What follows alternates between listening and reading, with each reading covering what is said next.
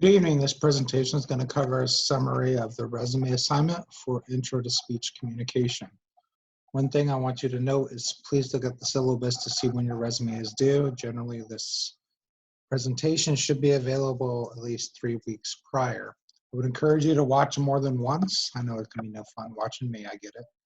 But I will provide everything you need to do to make sure you get a quality grade on the assignment.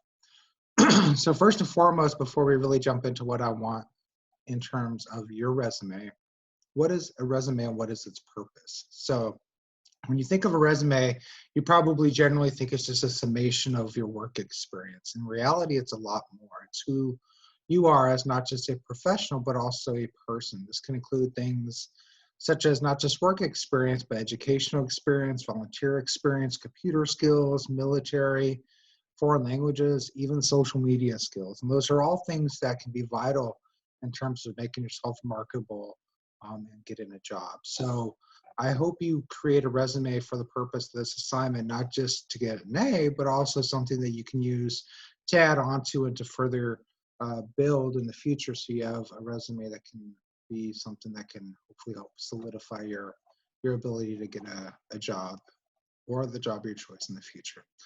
One of the things I want you to think about when we're talking about this in general is who are you? And sometimes you can do that simply by yourself, but also you might want to take the time to ask other people in your lives as to who you are in terms of a person, who you represent, what have you accomplished, etc. Because this is your opportunity to kind of get your foot in the door at any business. Regardless of the position, the resume is going to be the first thing they see. They're going to look at it and determine, based on the way you present it, is this a person we want to interview? Is this someone who's a fit for us? So it's really important when doing a resume that you present it in a way that not just makes logical sense, but shows them this is exactly who you are.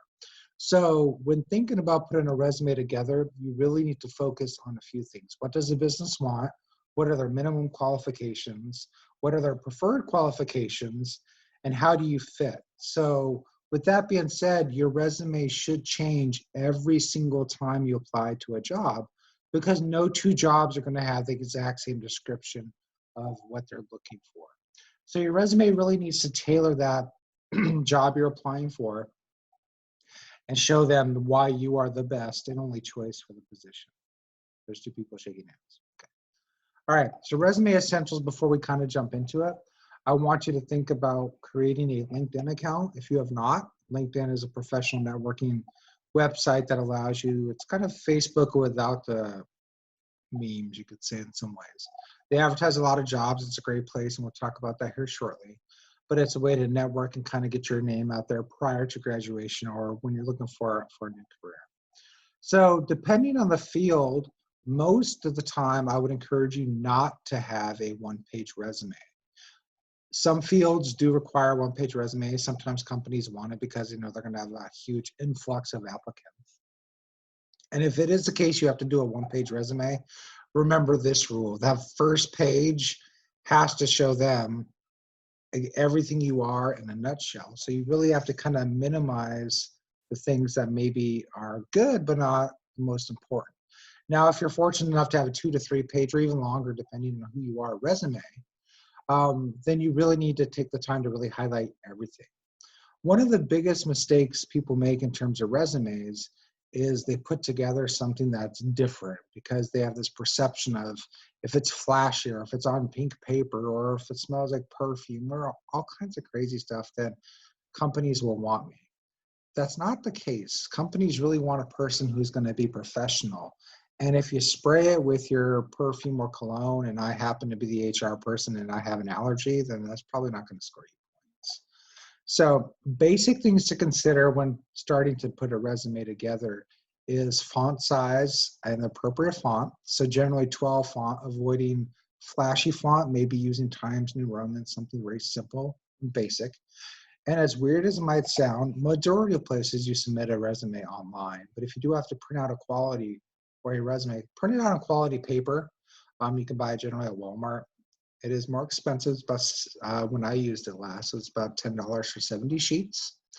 And use a quality printer. These two things are going to help ink from smearing. It's going to also make sure it looks professional And now there are small things like paper or pages sticking together, etc. The most important takeaway from this slide is the following. Please make sure you spell check. And when you spell check, it's not just you spell checking. Please have other people look at it. We're often really good about writing something and not seeing our own mistakes. You can do things as reading it out loud, going through it 2 or 3 times, but have a third or second, third, and maybe even a fourth person look at it. You're always welcome, even after this class, to send me your resume. I'm happy to read through it and see what errors I can find. So if you take a moment to read this sentence at the bottom of the slide, I don't think any of us will agree that there's no misspelled words. The problem is the sentence doesn't make sense, and really nobody wants to play. So when we look at this, even though somebody typed this quickly and maybe you see salesperson of the year, that sounds great, but if they read the whole sentence and see the other typos, form, etc., it becomes a problem. So don't assume everything in your resume is spelled correctly, because if somebody were to nitpick it and look for those errors, that could potentially eliminate you from getting an interview. So I want to go over some of the big mistakes people make in terms of it. We're not going to go through all 10 of these because some of these we're going to focus on later. But spelling errors, typos, and poor grammar is definitely the biggest mistake people make. I've addressed it already, but think about it from this perspective. If you own a business, do you want people creating your material for your business in a sense that's going to have spelling errors, typos, poor grammar, etc.? So do you want them sending out flyers? Do you want them sending out emails? Do you want them sending out social media posts that's going to reflect negatively, not just on you, but also on the company as a whole? Sorry, let me go back. Okay, too duty oriented. What this really focuses on is the notion of you should try to limit the amount of bullets you have on your job. Okay? I've seen a student before who worked at McDonald's, and I worked there when I was a young kid, so I get it. But his bullets were made hamburgers, swept the floor, mopped the floor, made French fries, and he had like 32 bullets, which does not necessarily focus on you. It just kind of makes you look like you didn't really do anything important. So what are the 3 most important takeaway things from your job? What are the 3 things you had to do in order for that business to run successfully? So think about that and the way you can word those things. And we'll talk about the wording here shortly. But make sure that those components are very clear, concise, and make a lot of sense. So one of the other things I really want you to think about is dates, okay? Dates can be important because they can not only show stability, but they can also be used as a point of reference if they call to check on your past experience. So make sure they're there. When using dates, it's really only important to have the month and the year. So keep that in mind. And also, as weird as it might sound, you don't necessarily have to list all your jobs. So for example, if you worked at Starbucks for 2 days, there's really not a need to list that on your resume. If anything, it's a negative reflection of who you are. Inaccurate or missing contact information.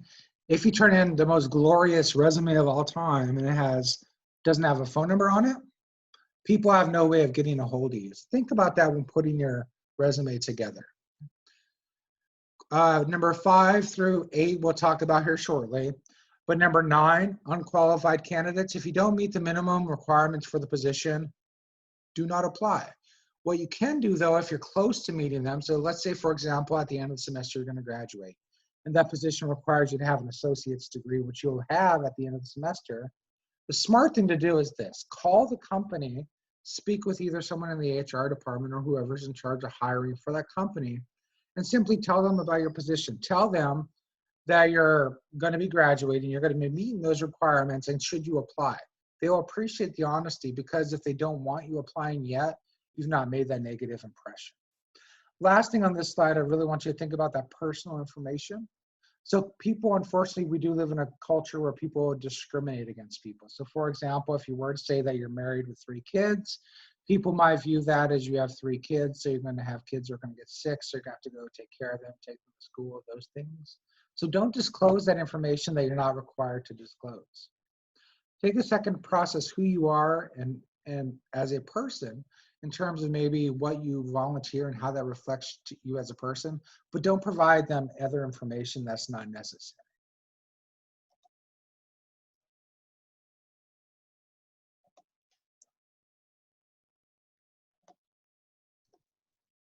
This next slide covers some of the examples of mistakes people make and show you how simple it is to sometimes make mistakes that can cost you an opportunity. Education, courses in liberal arts, courses in computer science, and courses in accounting. This person loves to curse, apparently. Personal, married, drives a 2012 Chevy Camaro. Proven ability to track down and correct errors with errors being spelled incorrectly. Disposed of $2.5 billion in assets. The oversight of an entire department, which is never good. And my favorite, thank you for consideration. I hope to hear from you shorty. So unless that person's name is Shorty, which I guess maybe it is, be cautious about how you word those things because it can be problematic. So once again, it really emphasizes a need to kind of have multiple sets of eyes, read through things to make you look as good as you can on paper. So some things to consider in terms of how to find a job. I briefly mentioned earlier LinkedIn. LinkedIn is a great way to find jobs within a field. You can also go to job boards. So for example, if you want to go into higher education, there is a website, higheredjobs.com. And you can also go to conferences as well as job fairs. I would strongly encourage you to connect with your professors and colleagues within that area because they're going to know where these conferences are. They're going to know where these job opportunities are. So for example, in communication, National Communication Conference is generally in November every year. And it offers an opportunity for students and professionals to not only look at graduate schools, but also apply for jobs, et cetera. And it's all in one central location. So generally within fields, there's going to be these kind of conventions or conferences. Find out where they are. It's a great opportunity to go, take numerous copies of your resume, kind of market yourself, and apply for multiple positions. So now that we have this out of the way, let's talk about putting it together. The number one thing that's always going to go on the top, no matter what, is going to be your contact information. This needs to include name, address, phone number, email. If you have a LinkedIn, you can put that there as well. Do notice that this example here distinguishes between home and cell phone. Now, what I want you to think about is this. When people call your home, they don't know necessarily who's going to answer. Now, if they call your cell phone, they kind of expect you to. So give them that heads up and courtesy. This is also an unfortunate time to remind people, make sure you pay your cell phone bill. If you're on the job market, also please make sure if you get that unknown number, that you're not like me and just ignore it because it could be someone interested in trying to hire you. So please take care of those factors in terms of contact information, as well as making sure any email address you have is professional. You're always welcome to go create a new one. Can be just for the purposes of a job hunt. Maybe you go to Gmail and create your first name dot last name dot first name, something creative but professional.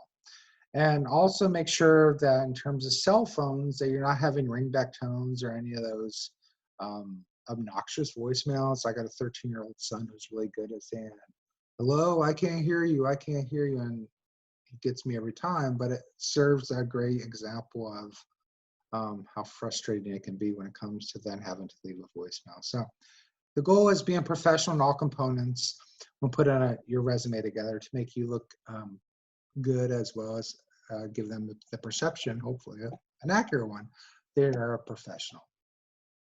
We often see people listing sections on their resume that's going to say things they're like objective, right? Right after the contact name, they have objectives. If you have an objective, I'm not going to judge you, but get rid of it. Okay? I don't want to know about it. Objectives are generally, historically, been these vague statements that say something to the effect of, to obtain an entry-level position to demonstrate my skills and blah, blah, blah. It's kind of the whole reason why you're applying for that job, especially if it's one of these jobs that only allows you one page. You've already wasted that much space. The other thing I noticed that people are, and it's trendy and it can be beneficial if done correctly, but students and professionals don't. What they do is they create a skill section and they put all kinds of what people think are skills. So for example, they might put good at communicating. Well, hopefully at this point in the semester, you've already learned that communication is not just verbal, it's also nonverbal. But if you're good at communicating, does that mean that you're good at verbally communicating, non-verbally, that you're good at written communication, that you're good at listening? What does it mean? So when a person says good at communicating, you're not telling them anything. Or people will say one of their skills is they're on time. That is not a skill. Okay, that's an expectation that every employer is going to have. So if you do create a skills section, you got to think of what are those skills. Maybe that skills section is you're a certified, I don't know, manager, or you're certified, or you hold this credential. Well, that has to be something that's going to be distinct and unique, and not something that can go in a different category. My advice to individuals is don't create a skills section if you can. Go straight into who you are with education, because it kind of defines more of what it is. This education section also is going to be important because they're going to look to see if you meet that educational requirement for the job that you're applying for. So a couple of general rule of thumb things. If you've been out of high school 5 years, get rid of high school. I know it's sad, but a few things. One, it's not relevant anymore because you've moved on, you've progressed into having a college education. Two, it also gives them that opportunity, like I talked earlier about personal information. You can figure out how old an individual is if you know what year they graduated. And that can be problematic in terms of them discriminating. And not implying they're going to, but don't give people more information they know. Besides high school, it takes up more room. Most employers don't care how you did in high school, especially if you have that college degree. They're more concerned about your performance in college. So once you get past this component, we're going to start talking about putting it together. Things people don't consider, but I would encourage you to think about is a GPA. If your grade point average is above 3.0, list it. But make sure you list it like this, 3.0/4.0, so they know that the scale that it's on. If you have a 1.2 GPA, I'm not proud of you, but don't list that because that's going to automatically negatively reflect on you. So if it's positive, great. If it's negative, be quiet. Okay. So other things you can put on there, academic honors. This could be things like if you're part of Phi Theta Kappa, if you were part of Dean's List or President's List, you can actually find those lists located on the school's websites. Any of those that you're part of that can make you, that can demonstrate you're a leader and you excel in those, definitely take the time to list those. What we're going to do is look at some examples here to kind of give you some ideas as to what the expectations should be. It's the degree. So this first example is a master's in communications, the year, the location, Dean's List, and the GPA on that scale form that I was talking about. So if you're not going to graduate yet, let's say you're going to graduate at the end of the semester or in 2021, you could always list AA in communication, anticipated May 2021, McLennan Community College, Waco, Texas, and then any other awards or GPAs that are potentially beneficial.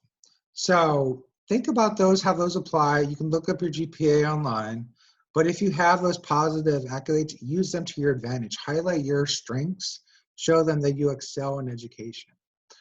So things to consider. You can also talk about major and minor GPA, major GPA being the ones that are specifically within that field that your degree is in. On to the next slide, we often think of, well, I don't want to list the classes I've taken because that's not important. Well, think about it from this perspective.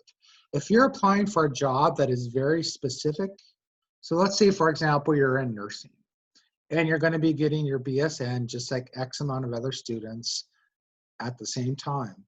How can you, or what classes have you taken that you can list that would give you a competitive advantage?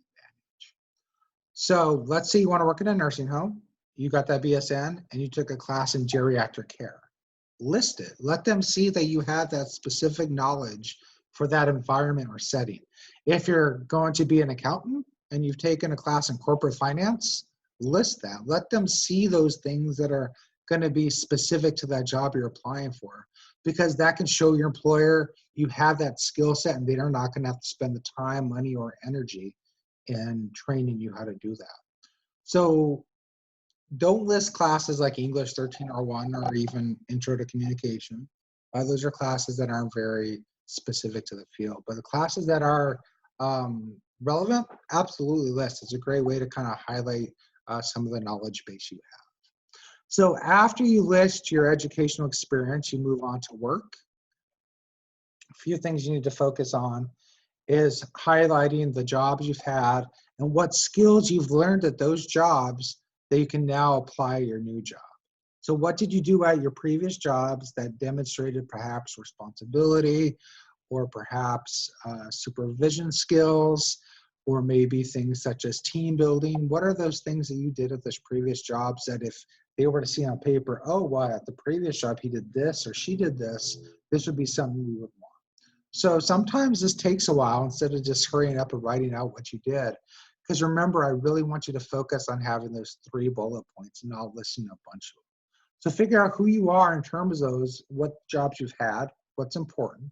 Also, don't go farther back than 10 years unless it's really necessary. So for example, I worked at McDonald's 20-something years ago. I'm not going to list that. It's not relevant to the positions I would be applying for. So list the jobs that are relevant. Be prepared to explain any gaps. So for example, let's say you took time to go back to school. It's okay to share that. Or if you have a family and let's say you took time off to raise your kids, you can just simply say, I took time to spend with family or to focus on family. You don't have to disclose it's for children, because that could also mean you took time off to maybe take care of the parent. So just if you have to, if there's gaps, be prepared to explain them, but explain them not in ways that's going to give them a lot of unnecessary information. So if you do list it, when you get to the work jobs, you need to list the position, okay? This is also going to include things like where they're located, okay? Your job title, the dates, their contact information, as well as those 3 bullet points that we've kind of already briefly touched on. Okay? So here it is, actually, the slide I meant to talk about, the job title, dates, duties performed. Okay? Clear, concise, organized. Use bullets. And this slide is probably the most important slide of the entire thing. Use different words. The biggest mistake people make, including professionals, is we use the same word over and over. And I will give you a great example of how bad I was. When I started teaching business and professional communication, I really wanted to kind of dig in and have a good understanding of it. So that class focuses a lot on like all business skills. So obviously resumes. So I started looking into it and seeing, wow, you know, let me look and really analyze into my resume. I said facilitated like 36 times. I facilitated everything apparently. Now, when you're looking at that from a potential employer's perspective, you could say, wow, this person has limited knowledge, limited vocabulary. So this slide here can actually be used for a few things. If you want to say you facilitated, you can also replace it with informed or interpreted or interviewed or persuaded, any of those words. The other important takeaway from this slide is the following. If you do not work at that place anymore, your terms need to be in past tense.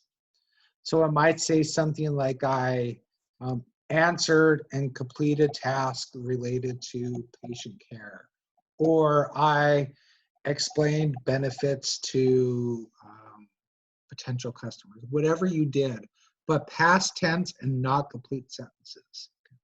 And one of the things I will do is I'll go ahead and post one of my older resumes so you can kind of see it. And then I might post a template. I haven't decided if I want to do that yet. But I'll post a template so you guys can kind of have a guidance as to where I want you to go in terms of this. Specialized skills, whether you realize it or not, you are special. Everybody has things that make them unique. So think about what makes you unique. So all of us have computer knowledge or computer skills. I say that because you're in an online speech class. Now, what I want you to think about, and the mistake people make when they have a subsection called specialized skills, is the following. They will say they're proficient in Office. Well, if you take time to look at Office, they probably, I think, 16 programs, and most people are not proficient in all 16 of those. So it's vital that when you say computer knowledge, you may have a subpoint that's going to say proficient in Microsoft Office, and then list which of those programs. So maybe it's Microsoft Office, PowerPoint, Outlook, OneNote, Access, whichever ones, but list them so the ones you don't have that knowledge base about, they don't make that assumption. Social media, for those of you who have lots of social media, this can actually be beneficial. Companies have learned that sometimes the best advertising is social media. If you find one of these people on TikTok and you can get your brands on there, then you're going to probably see increase in sales.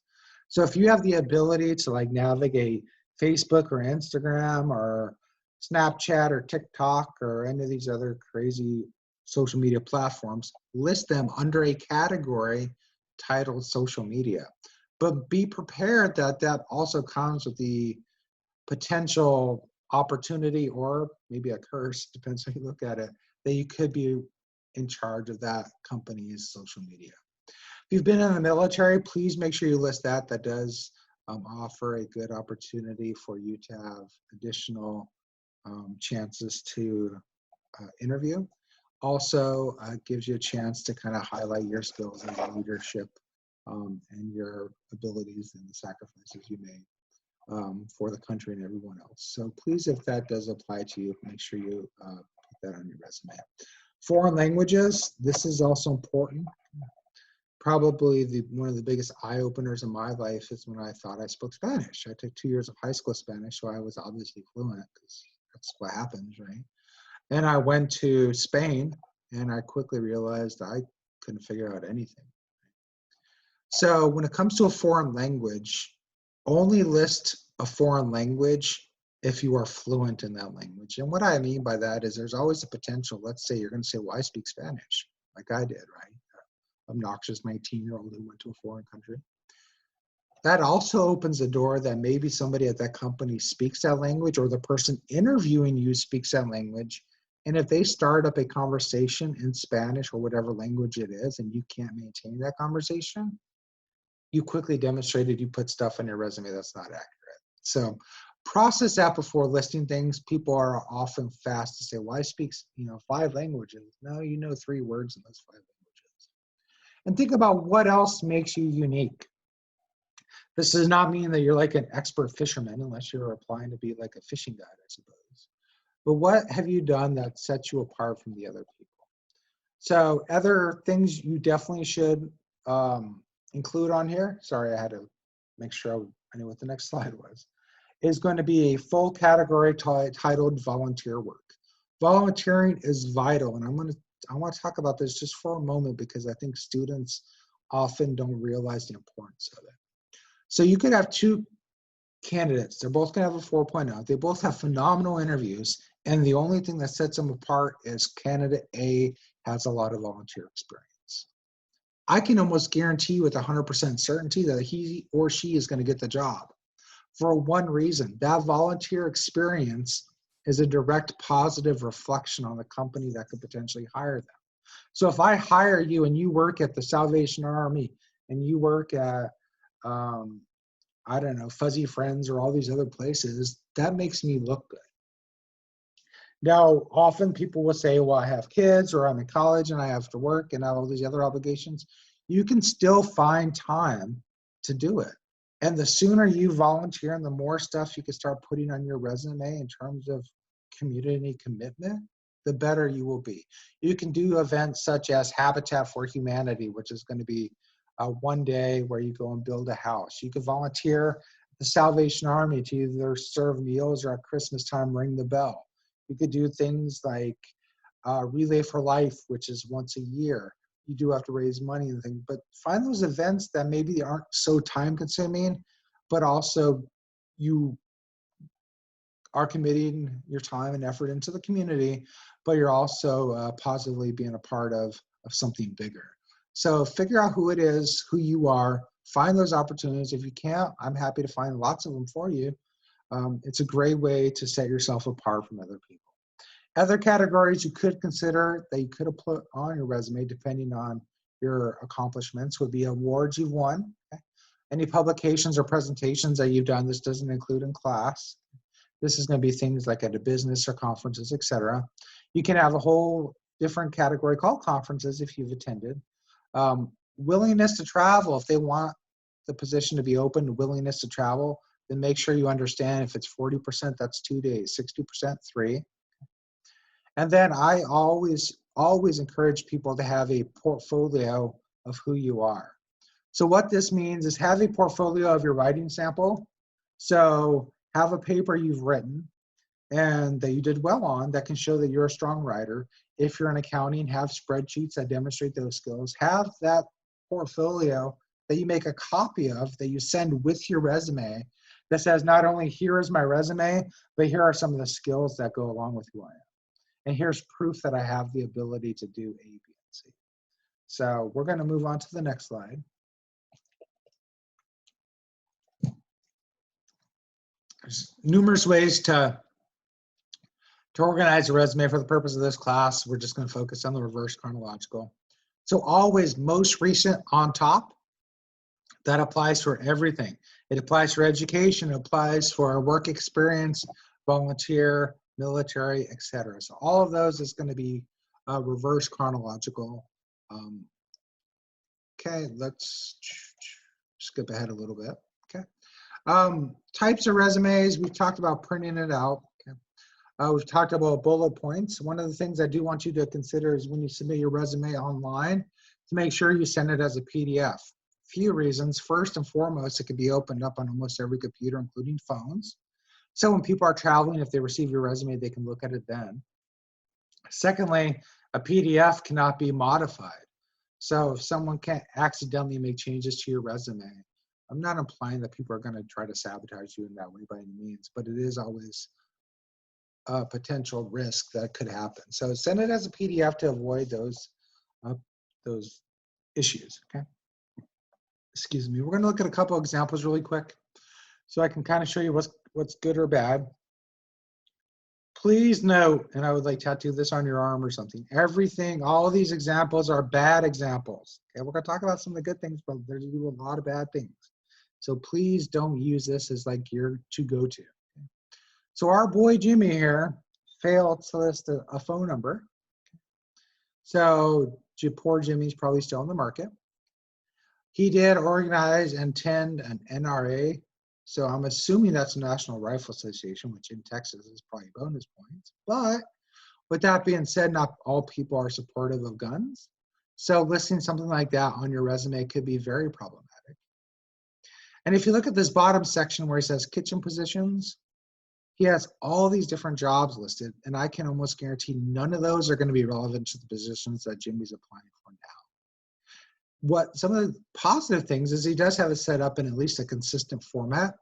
You can see the bold, large titles on the left and the bullet points, which kind of make it easy to read, but he just needs to really work on cleaning up some of those things. Also, I would encourage you not to use a campus, and it doesn't apply to us since we are not a dorms per se, but don't list a campus address or a school address. There's not necessarily a guarantee they can always have access to that school address. And then if you live on campus, there does become a point where they eventually kick you out. So summer comes around, you've applied for a job, then they suddenly want to hire you and you're gone, then you've kind of sold yourself short on that position. Peter does a better job, but a few things I would encourage you to pay attention to in terms of Peter's. Peter does have apparently his own website, so which is fine. If it's put together well and it's a good reflection, absolutely do it. This does show a place where you could replace that website with your LinkedIn. Some of the other things he does is I think his bullet points are a little bit long. He telemarketed, which is interesting, in order taker form, order taker. So think about ways to kind of limit those. And when you see my example, when you look at it on Brightspace, you'll see that it doesn't have to be really long, right? It just has to kind of highlight what you did. So I wouldn't make these complete sentences. I would make them more fragmented, and then make it a little bit, clean it up a little bit more. He also doesn't have his GPA on the scale. So think about those little things, and I really do get the fact that it's nitpicking. But understand this, if you apply for a position and there's 100 people who's applied for that job, have no doubt that they're gonna have to nitpick to kind of narrow it down. So put yourself in that position that if they do choose to nitpick, that nitpicking works to your advantage. And then there's Richard. Poor Richard. Okay, Richard does a really great job in showing what I absolutely do not want. Okay, so Richard has an objective. Okay? And as you see here, he's an excellent organizer, which I don't even know what that means, because I think I'm an excellent organizer, and I promise most of you guys would think I'm not. He also has all this stuff crammed in here, okay, the work history at the bottom, which is highlighted. But one of the things he does do good, so we will give Richard some props, although he has a weird email, is the fact that he lists those specific programs that he has knowledge in. So demonstrated proficiency in Adobe Photoshop, et cetera, et cetera, et cetera. I would never have an interpersonal communication skills section. Employers can expect you to talk to people, right? Everyone thinks they're good at those things, and that's not necessarily good. So that's where you need to really focus on listing jobs as opposed to skills. So this is a bad example, but I think it can serve some as a learning opportunity of what not to do. With that being said, before we go on to cover letters, when you complete your resume before you submit it, which depending on the semester, you're welcome to email it to me. And I will give you very honest, constructive feedback in ways that I think will not only give you a higher grade in the class, but increase your marketability in terms of getting a job.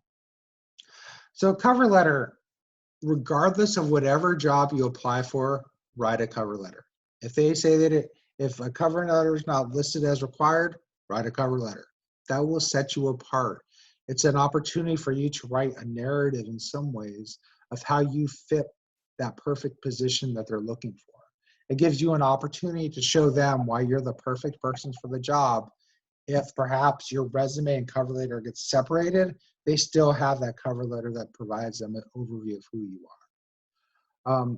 Try to make it personalized, find out who the hiring person is, who the HR person is, and always make sure that you tell them where you found the job. So you should always start by saying, I am writing about this position that I noticed on highered.com, and then go into it a little bit more. So the purpose of this, kind of like a resume, is to show them why you're the right person. Okay, make it in paragraphs, make sure it's written well. Okay, once again, really emphasizing the importance of having multiple sets of eyes on it. Okay, make sure you take the time to thank them and let them know that you're really interested in that position. Include things in that letter that shows them that you've done their homework. So you might say things as, I was fascinated to find out that even though this company was only founded in 1983, that it has been able to do A, B, and C. Those are things that people are not going to take the time to do, but it sets you apart because it shows them you really have that high interest in that company.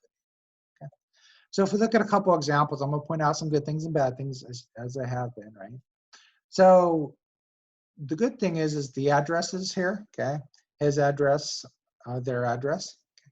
One of the bad things I think on this one specifically is the notion of, are you spending too much time handling administrative tasks? No, we're just advertising for a position for no reason. Right? This whole paragraph, this first one, is absolutely pointless. So it should really say, as someone who's literally get rid of the whole first paragraph, right?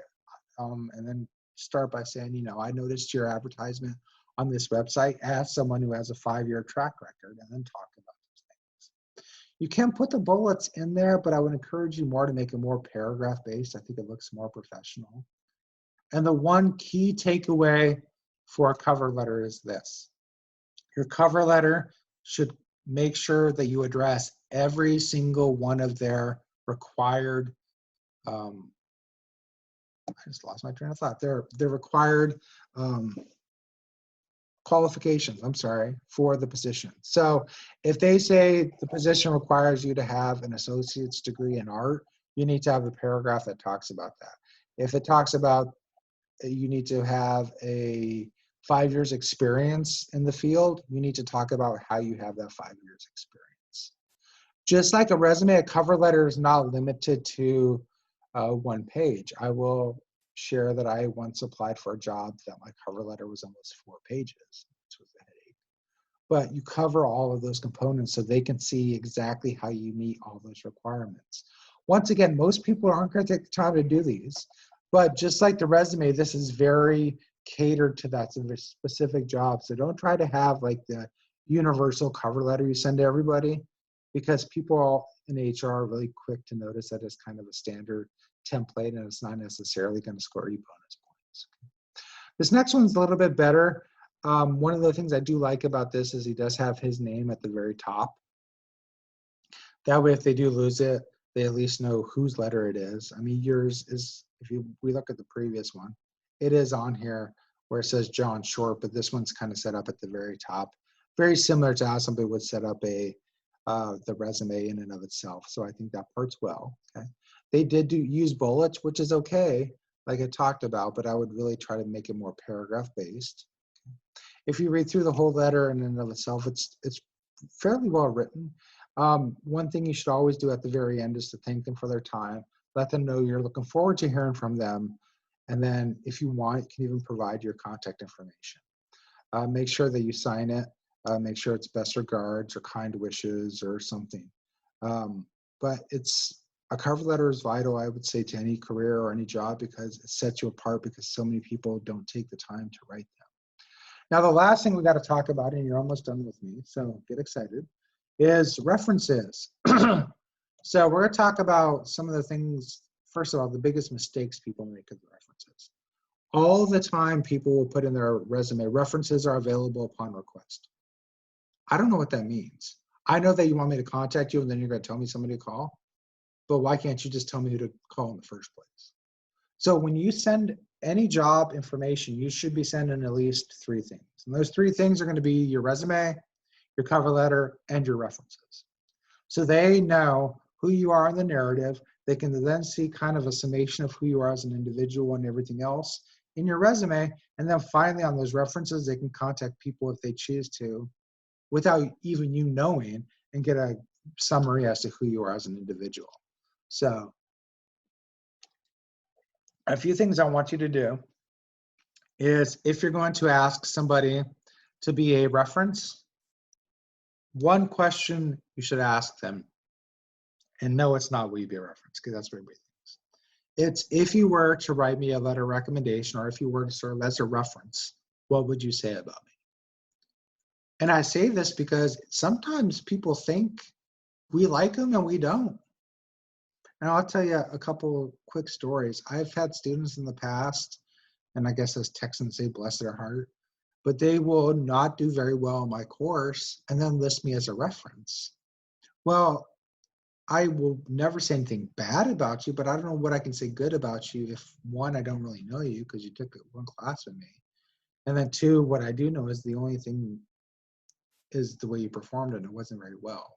So ask somebody, and just because somebody was your professor or boss, it doesn't mean they're going to write a good letter. So if you were to write a letter, what would you say about me? If they say bad things, be happy.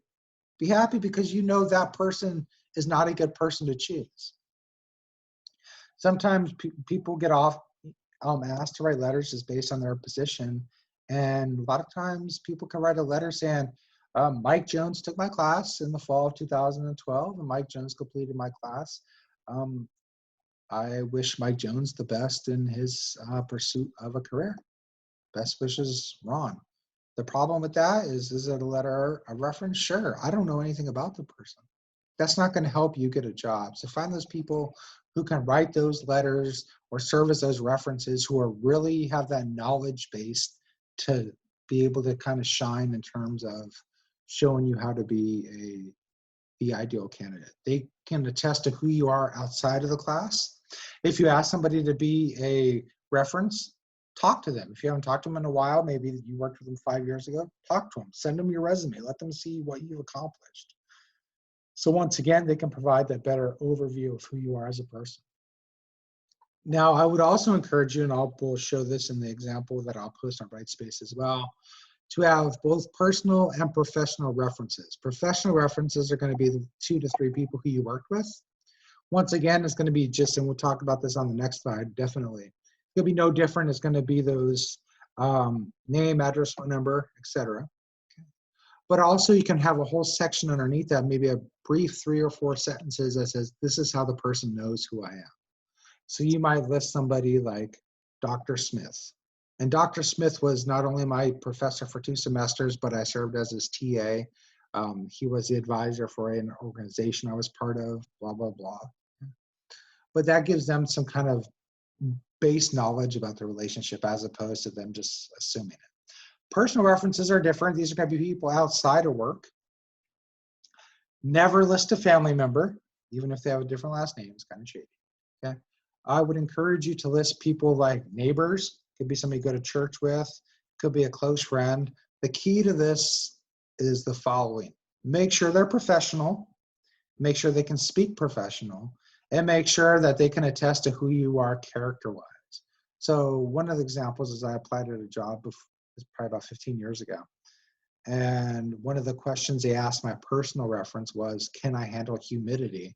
Because at the time I was going to graduate school in North Dakota. So that's probably not something they're going to ask a prior boss, but a personal reference would have knowledge of that.